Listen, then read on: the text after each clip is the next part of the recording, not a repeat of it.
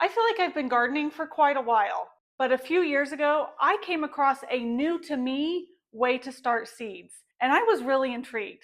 Today, I'm going to give it a shot.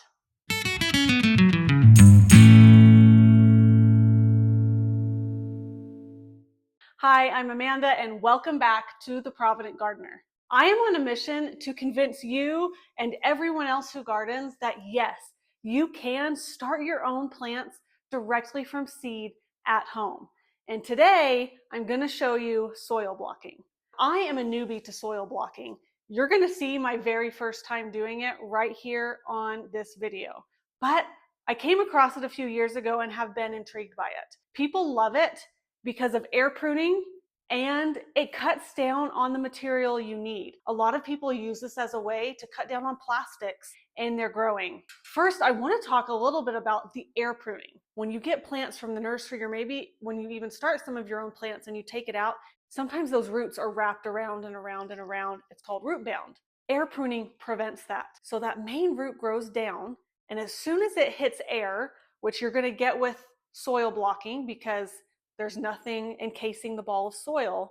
As soon as it hits air, it cauterizes it. It kind of like air cauterizes it. But that root stops growing, sends a signal back up to the plant, the main root, to grow more roots. And so what it is supposed to do is help the plant develop a healthier root system. And we all know a healthier root system, when it comes time for transplanting, is so much better for our plants to get a great head start outside in the garden. So let's get started. The first thing you're going to need is soil. I am using some soil from a local nursery, just potting soil. You can also get something like this from Costco. This is really economical, a great price. I have had success starting seeds with both of these things. Now, unlike when I start my other seeds, I am going to have to sift this. I'm going to use a 1/4-inch sifter, and that's to sift out any like big wood chip chunks or any large pieces of material that might make it difficult for this to really get packed in tight and work when you go to push it out. We're going to start with sifting our soil. I'm just going to dump it in here a little bit at a time. The soil is very dry, so after we sift it, we will get it wet before we start anything.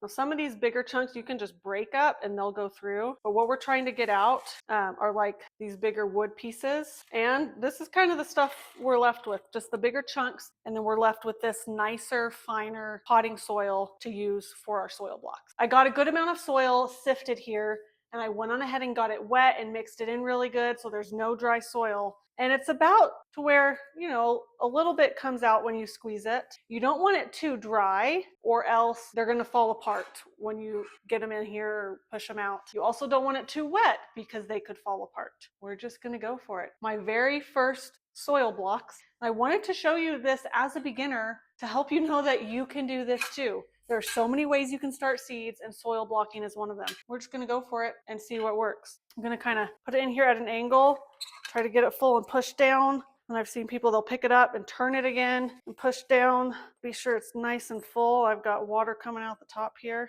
Okay, so here's what it looks like now that all the soil's in it. The next thing you want to do is make sure it's flat on the bottom. You can do that with your hand or with a scraper. Get it nice and flat. Here we go. You ready for this? And do this part gently. Oh, okay. A little bit fell out, it looks like. Maybe I don't think I pushed it down quite all the way. But you get the gist. Here are these soil blocks. And another thing about soil blocking that is nice is when it comes time to plant, you don't have all these plants tangled up with each other. I have this little cute block of soil. Okay, let's try it again. Let's go for time 2. See if I can do it without stuff falling apart. Okay, pushed all the way. Some is still getting stuck in here. 3rd time's the charm, maybe. I have heard in my research, they just say, there's a learning curve to this, but don't give up.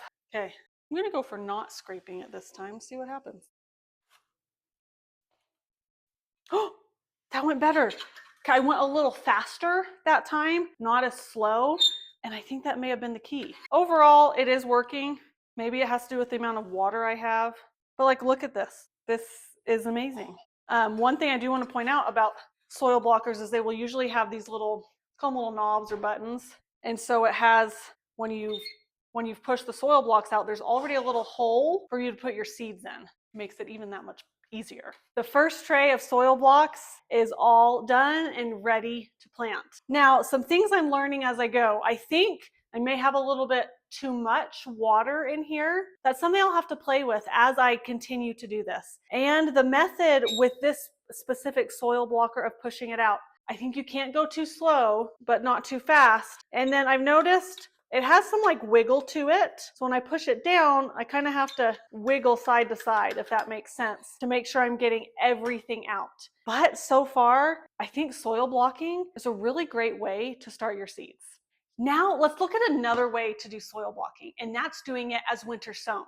A couple of weeks ago, I did a video on winter sown in milk jugs, which is how I've done it for years, and it works great. I want to try it this year with soil blocks. So I just found an old bin that we don't use anymore. I'm going to drill some holes in top for airflow and to let water in. I'm also going to drill some holes in the bottom for drainage. And then we'll put the soil blocks in. And because I have this lid on it, that acts as the little greenhouse like we do with the milk jugs for winter sown, and it should do just as well.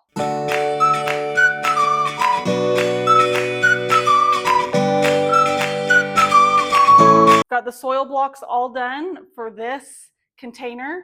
I'm going to plant seeds in it, put the lid on, and put it out with the rest of my milk jugs and see what happens. It should work theoretically just the same as the winter sowing with the milk jugs. I do want to mention the learning curve with this soil blocker. I feel like I'm getting better at it the more I do, kind of learning the kinks of this particular soil blocker. And that's what I've seen as I've researched soil blocking, is that there is a learning curve. You just have to keep trying at it and you'll get better. But I'm really, really excited for this way of growing my seeds. Now you may be thinking, okay, is a soil blocker the only way to do kind of this method of soil blocking? And no, it's not. I'm a firm believer in using what you have to try new things and see what works for you. So I went in my pantry and got one of these tins that I've had. I have this little bench scraper, and we are just going to fill this with soil and make our own soil blocks kind of manually. So I've just kind of got it all in here. We're going to use this to make our soil blocks. I'm going to go right down the middle here. You can see I've created a division there that will mark where the soil blocks are. Here I'm going to make 16 in this tray, but this is a great option if you don't have a soil blocker or you don't want to buy a soil blocker for trying out this method of soil blocking. And right now, so with these, I can pick them up just like this. They hold their shape. I don't know that I could do that with these right now, but as the seeds that I plant in here start to grow, those roots are going to be what holds the soil together. So when it comes time to plant, I will be able to just pick them up one at a time and plant them out in my garden. So now the fun part, we get to put the seeds in. Since this is going outside, I'm sticking with kind of those cold weather crops that I know will do well with the winter sowing. And I'm doing tatsoi, cabbage, broccoli, and some lettuce. As always, don't forget your labels so that when you go and you have these beautiful plants, you actually know what they are when you put them in your garden. With these two, they are going to stay inside and eventually once they sprout, go under light. So I am doing flowers here. I'm going to do some feverfew and yarrow. And over here, several different kinds of basil. So let's get to planting.